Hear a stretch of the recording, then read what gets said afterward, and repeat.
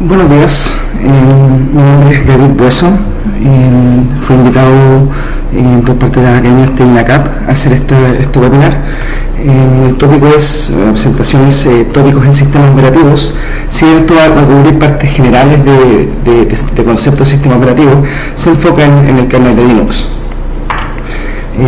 Tenemos planificado unos 45 minutos donde vamos a ver brevemente algunos componentes de lo que hace software de sistemas y cómo el sistema operativo se va a comunicar con el hardware para aprovechar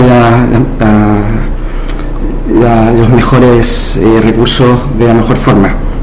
Vamos a ver unos ejemplos de NUMA, páginas gigantes en tiempo real y consumo energético.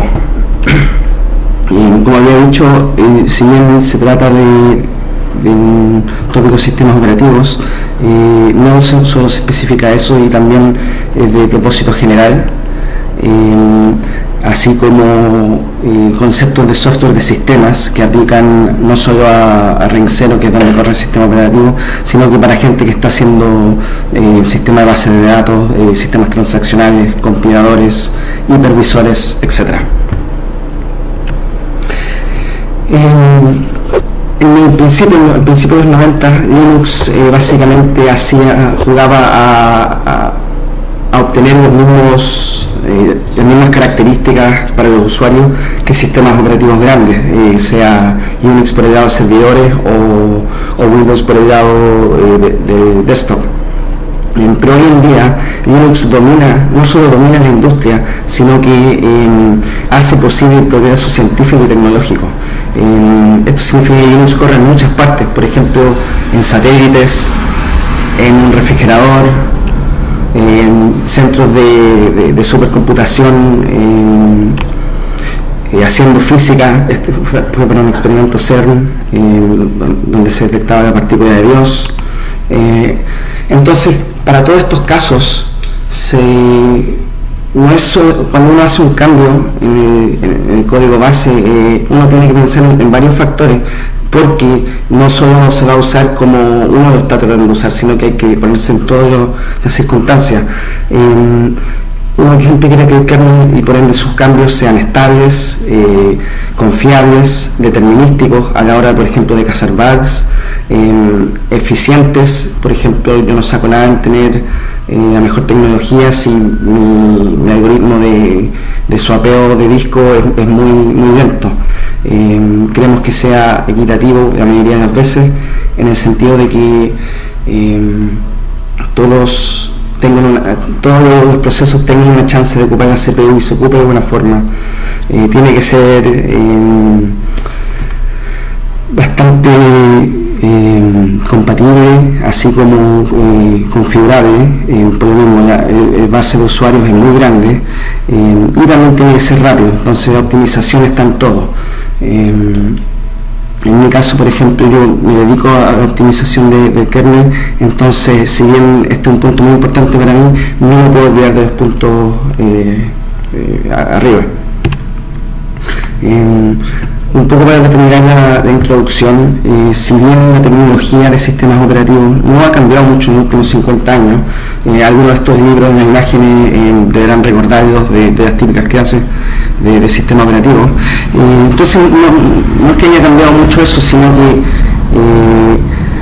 solo ha cambiado la tecnología, y por ende la teoría y el desarrollo de sistemas operativos se tiene que ir adecuando a eso. A esto me refiero, por ejemplo, la jerarquía de memoria siempre va a limitar el sistema. El sistema operativo siempre se va a esperar correr en ciertas capas de la CPU con ciertas instrucciones especiales, que sea una interfaz de usuario. Entonces, el sistema operativo hoy en día se mantiene netamente como un puente entre un usuario y el hardware que el usuario decidió comprar. De hecho, mientras menos involucrado esté el sistema operativo, mientras menos se sepa que está corriendo, mejor todavía. Vamos a partir con la jerarquía de memoria. Estos son conceptos de arquitectura de computadores, pero aplican, la verdad, no solo a sistemas operativos, sino que a software en general. Entonces, tener una visión de la jerarquía de memoria para un programador es esencial. Es el típico triángulo donde arriba están los componentes más caros y más rápidos de acceso.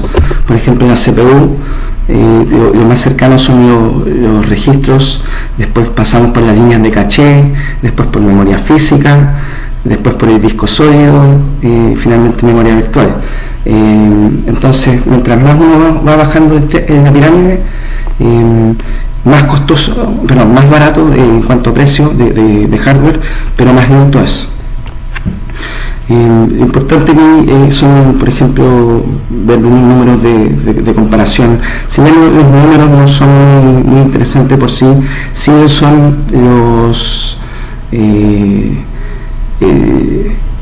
la diferencia general. Por ejemplo, acceso de caché de 1 son medio nanosegundo, pero por ejemplo si el dato no está en caché 1 y va a buscar a la segunda caché, son 7 nanosegundos app, pero lo importante ahí es ver que son 14 veces el costo de acceder a la caché de nivel 1.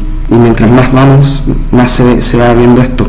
Por ejemplo, si el dato no está en L1, no está en L2, entonces va a buscar a memoria. Ya estamos hablando 200 veces el costo inicial y solo 20 veces, bueno, solo entre comillas, y 20 veces el costo de L2. Entonces de ahí la importancia a saber y a cuidar dónde están los datos. Porque si no se hace buen uso de caché, como se va a ver más adelante, llegan a haber serios problemas en cuanto a performance de sistema y de las aplicaciones. Otro ejemplo más, ya estamos hablando casi 2 órdenes de magnitud más, es acceder a un SSD, leer datos de forma aleatoria, y con SSD siendo bastante bueno. También tiene que ver el tema de dónde está el dato, en qué parte de la jerarquía de memoria está, cuando estamos diseñando nuestros algoritmos. Por ejemplo, las curvas muestran rápidamente que si hay algoritmos que escalan o no escalan. Por ejemplo, algoritmos de orden cuadrático siempre se van a aportar más siempre se van a aportar peor, van a consumir más ciclos de CPU a medida que la entrada sea más grande. Entonces uno siempre busca, lo ideal, que no siempre es posible obtener, pero lo ideal es la complejidad constante. Entonces, sin importar el número de entradas que haya de input, no va a subir el tiempo.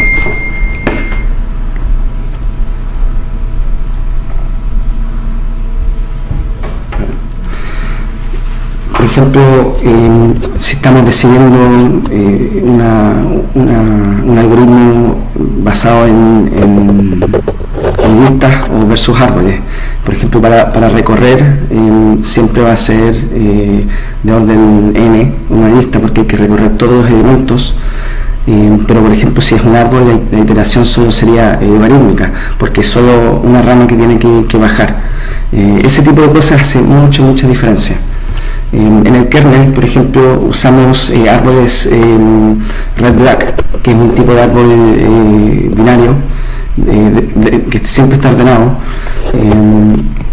y que, por ejemplo, encontrar un elemento en este árbol siempre va a ser logarítmico, las traversas. Pero, por ejemplo, no hace mucho en el kernel lo mejoramos, no el árbol en sí, sino que el acceso. Por ejemplo, los accesos para encontrar los elementos más chicos o más grandes, por ejemplo el número 1 y el número 27, se pueden poner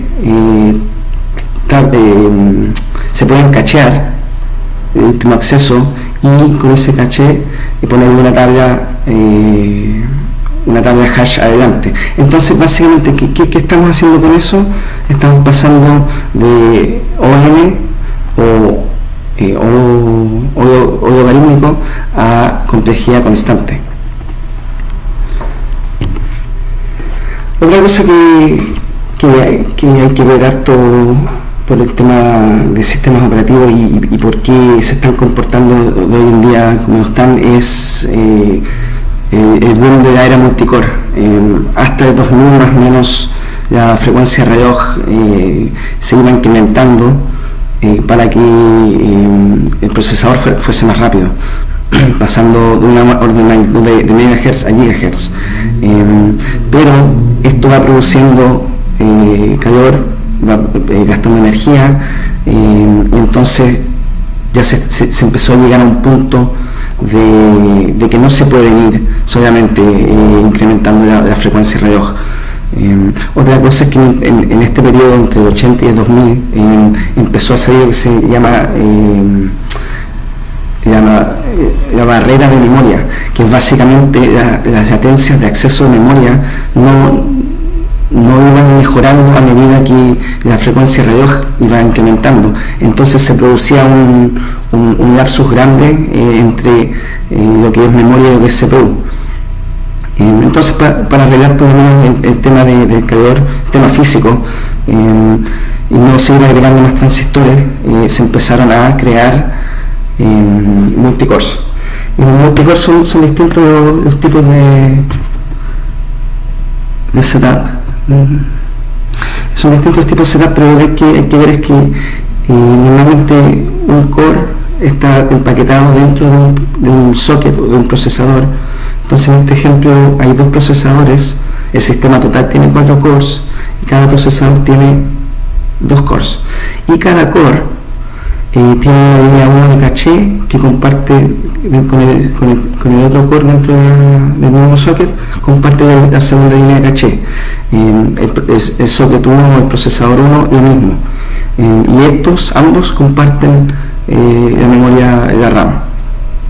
Entonces, a medida que más procesadores se van agregando, empezamos a tener problemas de programación en paralela, porque si estamos haciendo solamente un trabajo a la vez, estamos computando un dato a la vez, como lo hacíamos antes del 2000, no hay un peligro de que otro procesador esté también accediendo a ese dato y que lo esté corrompiendo. Entonces, esto masificó la programación paralela.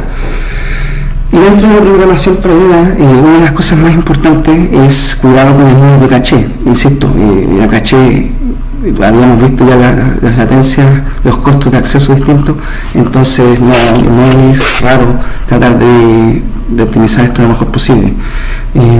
Básicamente los datos se transmiten entre memoria y la caché en bloques que se llaman líneas de caché. Y uno de los recursos más importantes para sistemas grandes, hablo de mayor de 20, 30, 40, 50 CPUs con teras de RAM. Entonces este tipo de cosas van haciendo, van jugando parte. Por ejemplo, un ejemplo bien concreto en el kernel es el tema de los spin-locks, de lockings para evitar problemas de concurrencia, que cuando estaba ocupado el spin-lock, había básicamente que estaban todos los procesos en el computador estaban tratando de obtener ese dato, ese lock. Entonces, cuando lo tenía uno, se iba pasando al otro, entonces esto iba haciendo que uno tenga que invalidar las cachés, porque cuando uno trae el dato y después ese dato no se necesita o se invalida en otra parte, la CPU local tiene que invalidar eso. Entonces lo que se hizo fue básicamente lo que estaba contando ahora, la línea roja, pero unas optimizaciones que mejoraron el tema del uso de caché. Se transformó en un nuevo tipo MSS, que no voy a entrar en eso, pero básicamente cada CPU está tratando de obtener un dato, pero en su CPU, en su caché, no en los cachés de los demás. Y esto empezó a mejorar el rendimiento en distintos workloads considerablemente. Y es un ejemplo más de lo que suele pasar si es que uno no se preocupa de cachés. Otra cosa que hay que tener cuidado son temas de force sharing. Por ejemplo, normalmente una línea de caché es alrededor de 64 bytes, Entonces, si yo tengo una estructura que pesa, no sé, 30 bytes, me van a quedar 34 bytes desocupados todavía para mantener esa caché, y otro thread, otro procesador puede ocupar eso. Entonces vamos a tener una situación que en una misma línea de caché hayan datos de dos distintos threads. Entonces cuando uno invadiera un dato, está inmediatamente invalidando el segundo, y esto trae también problemas de performance. ¿Cómo se arreglan estas cosas? Bueno, sale más simple ahí que he hecho, pero es básicamente usar variables globales para líneas para el cache bouncing, y hay que alinear la estructura de datos para el fault sharing. Alinear la estructura de datos, ¿qué significa? Si ese dato que yo dije de 30 bytes está alineado, entonces el dato, entonces toda la estructura va a almacenar 64 bytes, y eso significa que no va a haber ningún otro dato de otro CPU tratando de usar esa caché. Hay distintos tipos de sincronización. No voy a entrar en esto, pero esto tiene que ver con el uso de caché. Hay cosas como RCU, que optimización en escenarios donde hay muchos lectores y pocos escritores. Otra forma de mejorar los logs son hacerlos más chicos, que sean menos la cantidad de cosas a hacer mientras uno tiene ese log tomado, porque si uno tiene el log tomado, otra persona no puede hacer uso de eso. Entonces la CPU va a estar básicamente iterando en nada hasta que pueda tomar ese log y seguir con su avance. Hay distintos, no voy a entrar en todo esto, pero hay que tener más o menos claro que para distintos escenarios y distintos workloads hay distintos tipos de recursos que se pueden usar. Otra cosa que es bien poco intuitiva es el tema de las barreras de memoria. Por ejemplo, por temas de optimización de la CPU, cuando uno programa, uno pone A, después B, después C, así, pero la CPU por dentro, mientras pueda asegurar la integridad, va a ir haciendo, no sé, C antes que A y B antes que A. Entonces va a ser fuera de orden de la ejecución, y esto puede causar problemas serios de condiciones de carrera, porque no es intuitivo, y si no se protege contra eso, hay hartas cosas que pueden salir mal, sobre todo cuando estamos programando sin logs, porque con un log uno ya sabe que hasta que no tenga ese dato la ejecución no va a seguir, pero con barreras de memoria no hay algo que pare. Entonces, por ejemplo, si yo tengo una escritura a disco o a RAM, y tengo un seguido A de RAM y escribo C a disco, si por ejemplo A que estoy leyendo no está inmediatamente disponible, el procesador se da cuenta de eso y dice, bueno, en vez de esperar a A todo el rato, voy a saltarme a B. Total, no dependen de uno del otro. Ya.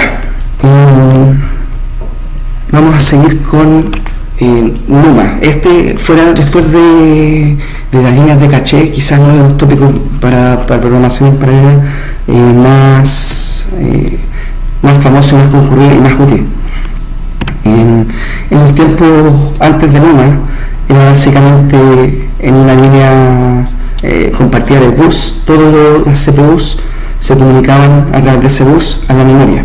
Y esto que hace, mientras más CPU o mientras más cores se agreguen, mayor congestión hay. Entonces NUMA se introdujo para básicamente dividir los recursos de CPU y RAM en forma equitativa. Entonces ya no hay una misma misión para todos los cores de la RAM, es por nodos. Por ejemplo, en el que está ahí en rojo, en nodo 3, la CPU 3 con sus 4 cores tiene acceso a una cierta cantidad de RAM, y si yo accedo a ese RAM va a ser bastante barato, pero si CPU 3 no empiezas a acceder a cores más lejanos, perdón, a RAM más lejana, esos tiempos de acceso van a ser 2 a 3 veces más costosos. Entonces lo que uno siempre busca es lo que se llama localidad NUMA. En este caso hay dos procesos corriendo, ambos en los dos nodos, y lo que se quiere llevar a lo siguiente, que los nodos, los procesos azules corran en el nodo azul y los procesos verdes corran en el nodo verde. Es así como se va a optimizar, se va a mejorar el acceso a la RAM. Entonces para Linux en este momento existen básicamente tres formas de abordar esto. Una es desarrollar las aplicaciones con NUMA ya metido en la cabeza. Esto es el menos común. El segundo es que los sysadmin, el administrador, puede manualmente hacer pin de la CPU y memoria, y el otro es que se haga lo mismo pero que se haga el kernel y no el administrador de sistema. El kernel básicamente usa algo que se llama Automatic NUMA Balancing, que es balancear los procesos que estén locales a su nodo, pero esto también está en base a heurísticas, entonces tampoco es perfecto. Si bien no es perfecto, sí quita un montón de trabajo al administrador de sistema. A ver, quedan 10 minutos todavía.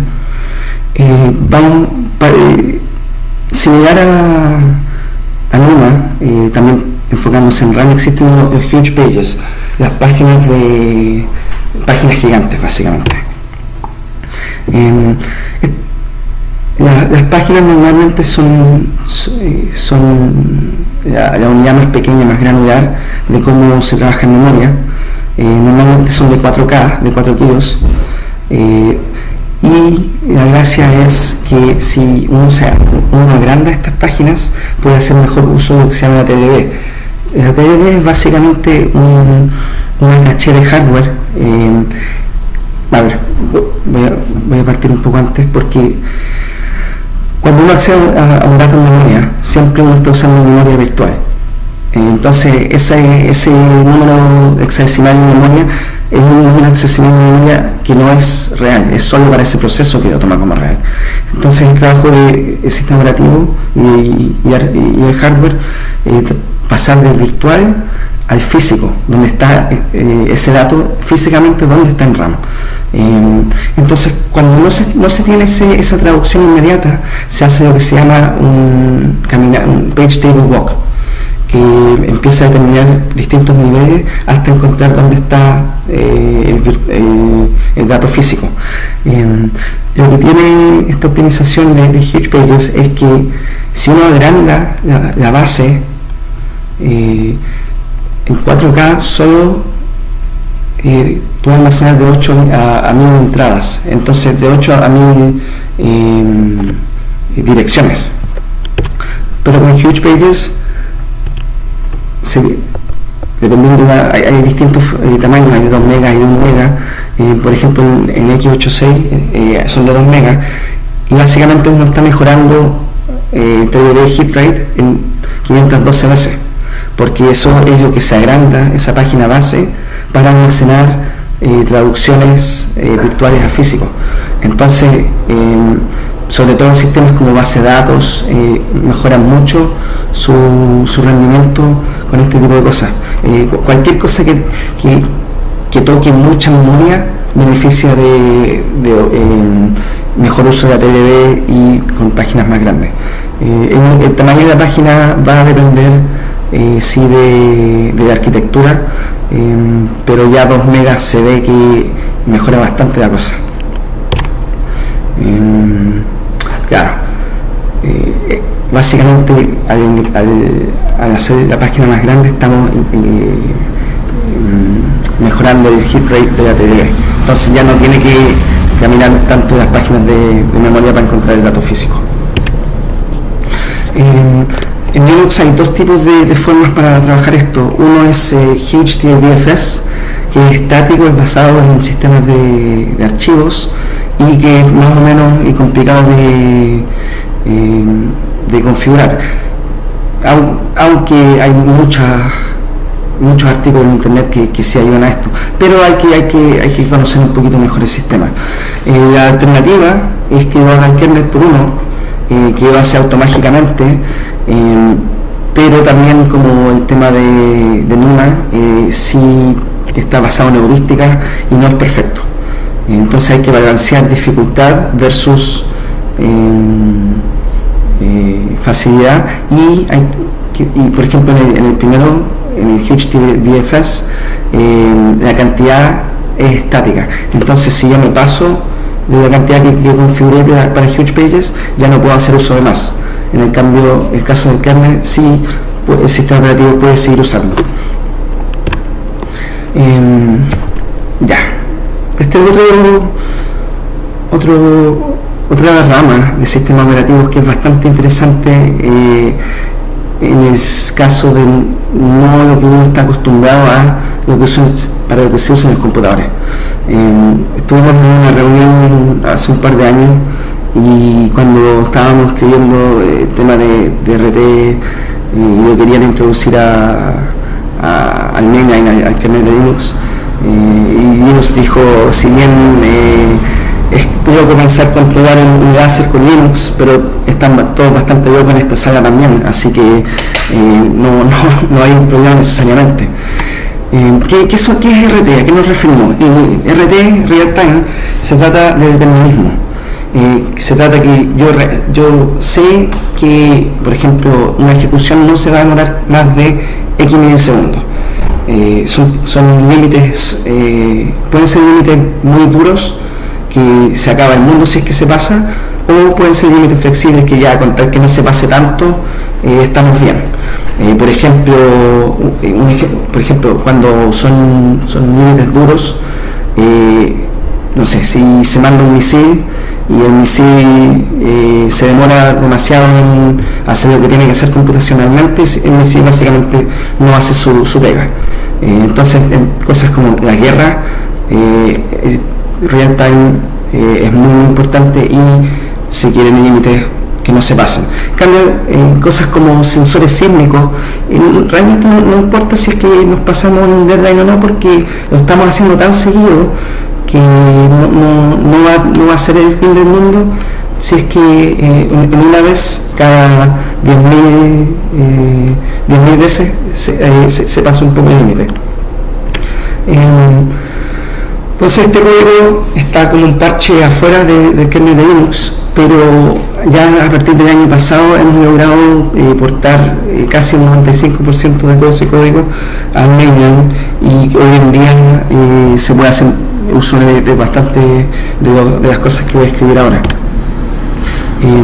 Una de las cosas importantes de real time es las prioridades. Por ejemplo, yo nunca voy a crear una prioridad, un proceso de prioridad baja que esté ejecutando y bloqueando un proceso de prioridad alta. Entonces, hay un concepto que se llama inversión de prioridades con un mutex. Un mutex es básicamente un spin lock, lo que había escrito antes, que yo trato de obtener ese lock, y si no lo obtengo me quedo trabajando, o sea, me quedo gastando nuevos ciclos hasta que lo pueda adquirir y después seguir. El mutex es bastante parecido, solo que en vez de si el lock está siendo usado, yo en vez de seguir gastando ciclos me voy a dormir, y cuando esté listo me despierto. Eso tiene la ventaja de que si yo sé que son periodos largos, no me va a importar, va a ser más barato que simplemente gastar ciclos. El tema es que la inversión de prioridades básicamente hace que un proceso de prioridad baja esté bloqueando un proceso de prioridad alta, y eso no se puede hacer. Entonces, RT-Mutex básicamente hace lo que sea herencia de prioridad. Si yo estoy esperando, o un proceso está de baja prioridad, está esperando uno de alta prioridad, básicamente de baja prioridad va a heredar la prioridad que está esperando, para que no se haya ese tema de inversión de prioridad, y cuando lleguen próximos procesos que no conozcamos la prioridad tampoco sigan bloqueando a los más altos.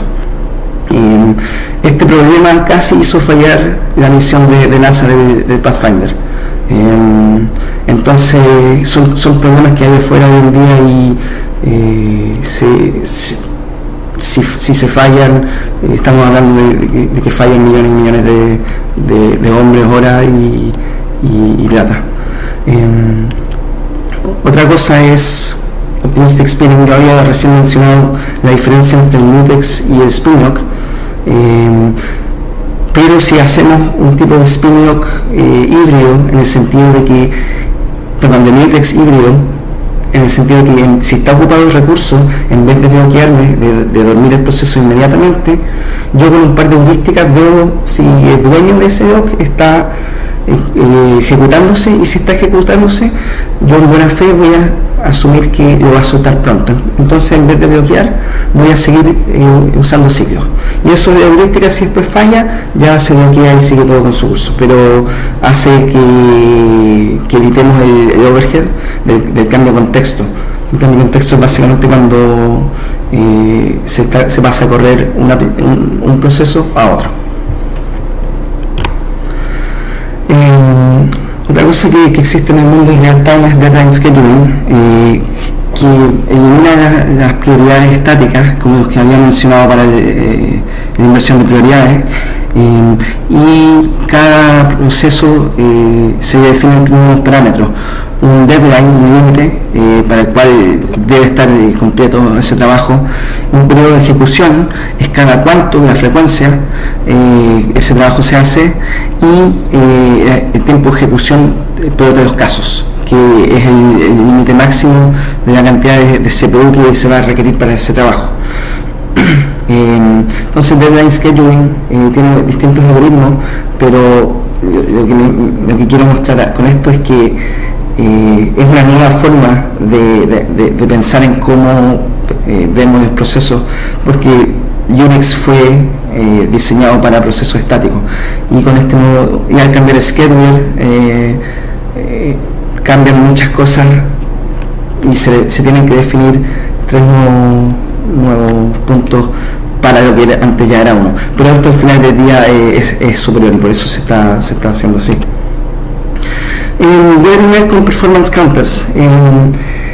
Esto es una maravilla para los que trabajamos en sistemas operativos, porque nos permite mirar adentro qué está ocurriendo, cuando antes era muy difícil. Ya a partir de 10 años, quizás un poco más, el hardware empezó a salir la CPU empezó a salir con registros especiales que se llaman performance counters, y estos son registros de propósito general que básicamente permiten ir contando eventos que van ocurriendo, por ejemplo, fallos de página, ciclos consumidos, cantidad de instrucciones, uso de la TDD, uso de la línea 1 de caché, cuántos branches incorrectos hubo. Un branch incorrecto, por ejemplo, cuando voy hay un if, y ese if, el branch predictor, dijo que iba a ser, y al final no necesitaba if, sino que necesitaba la cláusula else. Básicamente va midiendo todo ese tipo de cosas. Entonces uno puede tener una visión bastante detallada de lo que está ocurriendo en cualquier minuto, y permite a los desarrolladores contestar preguntas como dónde está pasando la mayor parte del tiempo en mi aplicación, qué tan eficiente estoy usando mi CPU, por ejemplo en la relación de instrucciones por ciclo, etc. Entonces, en este ejemplo yo hice un perfstat de escribir una cantidad de ceros a un archivo y ver qué ocurría ahí. De hecho, ahí está el comando DD, que es bastante estándar. Entonces yo veo un montón de cosas, veo el reloj, veo la cantidad de cambios de contexto, veo la cantidad de migraciones de CPU, por ejemplo, ese mismo comando, cuántas veces cambió de CPU1 a CPU2, 3, 4, así. La información de DD1 también está bastante detallada, entonces es muy bueno para empezar a hacer profiling de workloads de bajo nivel. Y como digo, esto, si bien el kernel da el soporte de esto, la gracia de usar perf y contadores de performance es para aplicaciones que corren arriba de aplicaciones normales, no sistemas operativos. Otra cosa con perf es que yo puedo, en vez de hacer un stat, como dice aquí, yo había hecho un stat y básicamente un comando. Si un comando ya está corriendo en el background, yo puedo hacer record y report y puedo empezar a ver cómo se está comportando el programa puedo ver dónde está usando su tiempo. Y en este caso, el workload era un benchmark REN y veo que casi el 84% del tiempo está esperando un spin lock. Entonces esto me dice que hay mucha demanda por ese lock y que mi concurrencia es básicamente nula, porque básicamente los procesos están esperando el release de ese lock. ¿Y ese lock quién lo toma? Y ahí puedo ver el call chain stack. Lo toma, en este caso es el dput y dget. Son contadores de referencia para el tema de lo que es la Virtual File System. No es relevante este caso, pero es básicamente para que se pueda ver los beneficios y los detalles que este tipo de programa da. Y con eso tenemos básicamente casi 40 minutos. No sé con el formato si puedo recibir preguntas. Me parece que no, pero voy a ver.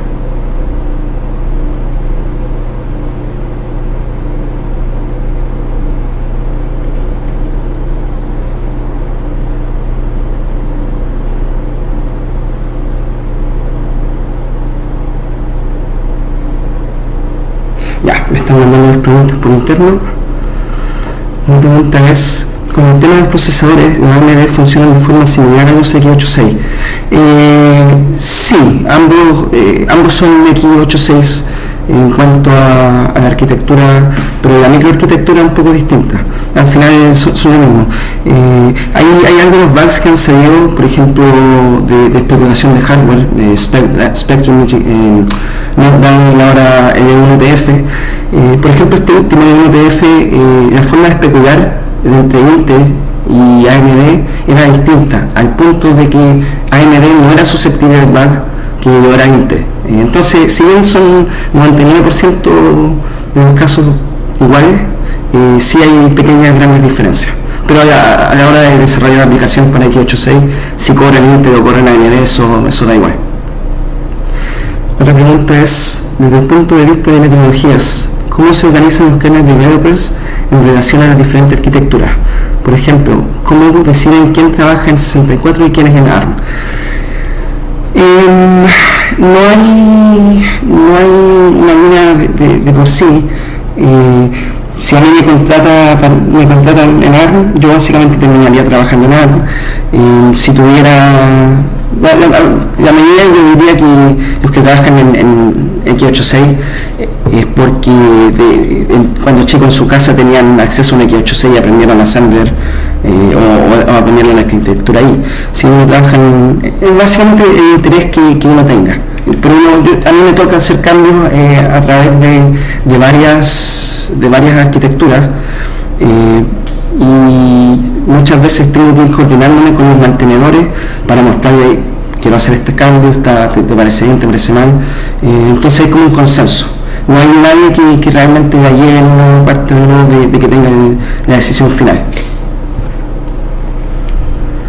Otra pregunta es: ¿cómo se espera que el desarrollo de kernel varíe en relación a los procesadores cuánticos? ¿Qué podemos esperar? Yo de computación cuántica sé muy poco. Lo único que sé es que ningún sistema operativo en producción está preparado para eso. No tengo una respuesta. Quizá algunos hace poco dijo que él veía buen futuro en la computación cuántica. Yo no sé si será eso cierto o no en el futuro, se verá, pero eso sí quiere decir que no es una prioridad en este momento para nada.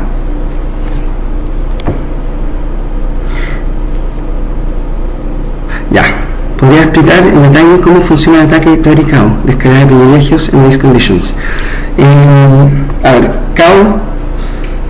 básicamente copy and write. Si yo tengo un dato y no tengo una estructura y la clono, yo, en vez de, para cada estructura hay que alocar memoria, hay que hacer un montón de cosas, y si yo no estoy copiando nada más, yo básicamente puedo copiar el puntero y sería. El tema es que si después esa copia va a ser modificada, ahí voy a tener que incurrir en hacer el dato de nuevo, básicamente.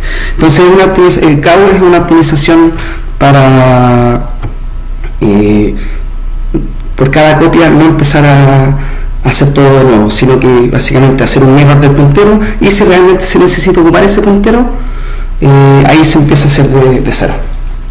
Entonces Dirty Cow lo que hacía era esa misma optimización, pero en los page tables.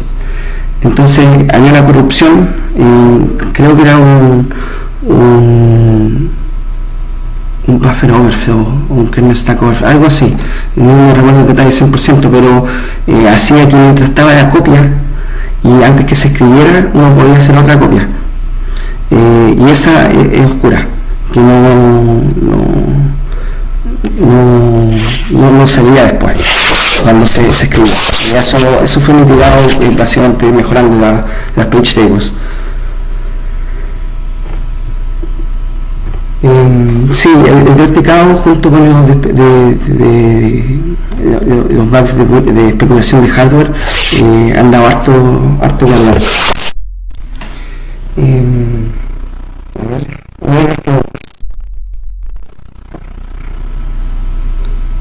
Voy a confirmar que no hay más. Ya, me confirman que no hay más. Entonces eso es todo lo que tengo. Si más adelante quieren contactarme o averiguar más cosas, siempre está disponible en email, y espero que esta presentación les haya servido un poco para ver un poco distinto la computación y la programación, sobre todo, que no es todo .NET o Java o cosas web, hay un mundo totalmente distinto detrás que se necesita mucho, y constantemente estamos buscando desarrolladores de kernel, porque hay un montón de pega y no somos muchos los que lo hacen. Así que si quieren entrar más en ese mundo, o si tienen dudas, escríbanme nomás y yo no tengo problema en contestarles. Así que muchas gracias por su atención.